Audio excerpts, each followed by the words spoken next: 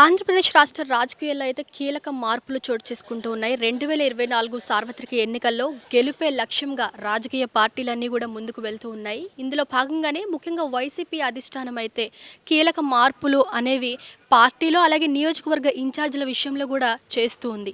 ముఖ్యంగా వంగవీటి రాధ అయితే 2019లో తమకు టికెట్ ఇవ్వకపోవడంతో పార్టీ కార్యక్రమాలకి అయితే ఆయన దూరంగా ఉన్నటువంటి విషయం మనందరికీ తెలిసిందే. కానీ ఇప్పుడు 2024 సార్వత్రిక ఎన్నికల్లో మాత్రము మళ్ళీ వైసీపీ అధిష్టానం వంగవీటి రాధాని పార్టీకి దగ్గర చేసేందుకు కొన్ని వ్యూహాలు అయితే రచిస్తూ ఉంది.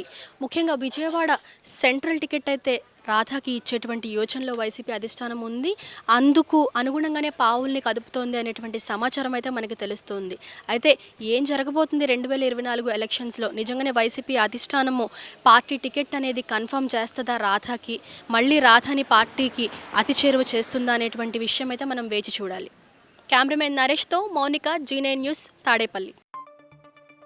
నేనొక నిజం, జరిగే యథార్థాల అగ్ని పర్వతం, జననం మరణం మధ్య జరిగే నాటకానికి నేనే సాక్షిని.